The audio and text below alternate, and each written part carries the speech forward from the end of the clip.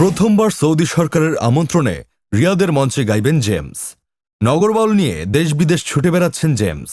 গত সেপ্টেম্বরে গিয়েছিলেন লন্ডনে, সেখানে একাধিক কনসার্টে পারফর্ম করেছেন।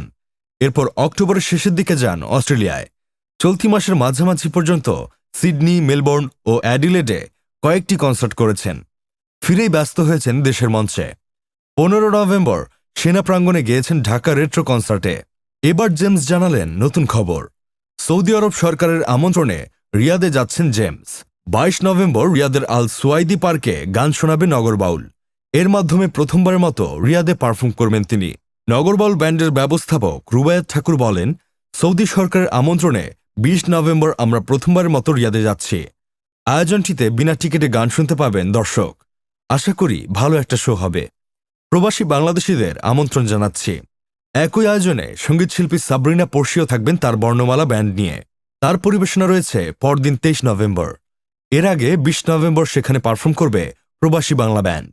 জেমস পর্শিরা যে অনুষ্ঠানে গাইছেন সেটির নাম বাংলাদেশ উইক। এটি সৌদি সরকারের আয়োজন রিয়াদ সিজনের গুরুত্বপূর্ণ অংশ।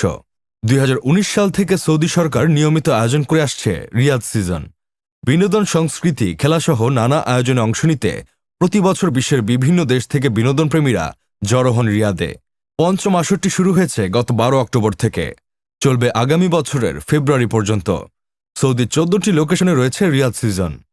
রিয়াদ সিজনের একটি গুরুত্বপূর্ণ অংশ থাকে আল সুয়াইদি পার্কে ঘিরে।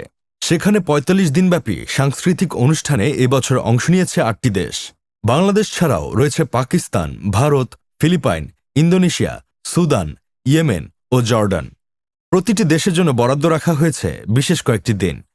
ওই দিনগুলোতে নির্দিষ্ট দেশ তাদের সঙ্গীত, নৃত্য ও ঐতিহ্যবাহী খাবার উপস্থাপন করবে। বাংলাদেশের জন্য রাখা হয়েছে 20 থেকে 23 নভেম্বর। এ কয়েকটি দিন রিয়াদ সিজনে বাংলাদেশের শিল্প ও সংস্কৃতি তুলে ধরা হবে। বিনোদন desk, Sadman Sakib, Bangladesh news today.